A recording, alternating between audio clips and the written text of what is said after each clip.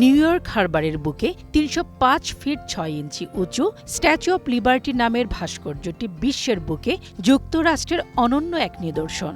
নিজেদের কালো অধ্যায়কে পেছনে ফেলে বিশ্বের বুকে আমেরিকার মাথা উঁচু করে দাঁড়ানোর এক বার্তাই যেন দেয় এই ভাস্কর্য। স্ট্যাচু অব লিবার্টি নামে বিশ্ববাসী এই ভাস্কর্যটি চিনলেও এর প্রকৃত নাম liberty enlightening the world. Liberty enlightening the world, and so to have the torch says it all. It's also beautiful and it's also dramatic. বহু মানুষের নিরলস পরিশ্রম ও ধৈর্যের ফসল এই ভাস্কর্য আজ মার্কিনীদের জাতীয়তাবোধের এক অবিচ্ছেদ্য অংশ।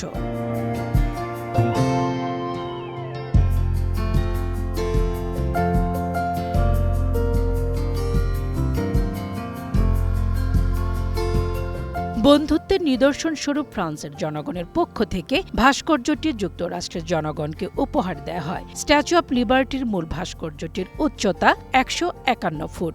রোমান দেবী লিবার্টাসের আদলে গড়া ভাস্কর্যটির নকশা করেন ফরাসি স্থপতি ফ্রেডেরিক বার্থোলোডি।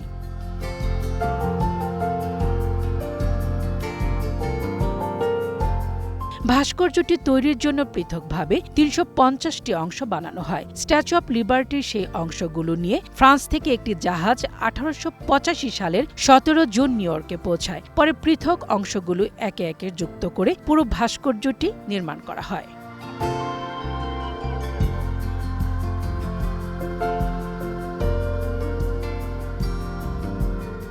১৮৮৬ সালের ২৮ অক্টোবর যুক্তরাষ্ট্রের তৎকালীন প্রেসিডেন্ট গ্রোভার ক্লিভল্যান্ড ভাস্কর্যটি উদ্বোধন করেন। যুক্তরাষ্ট্র সরকার ১৯২৪ সালে একে জাতীয় স্মৃতিস্তম্ভ হিসেবে ঘোষণা করে। স্ট্যাচু অব লিবার্টির ওজন ২২৫ টন বা ৪৫,০০০ পাউন্ড। মোরশেদা খান লিপি, গ্রিন নিউজ ডেস্ক।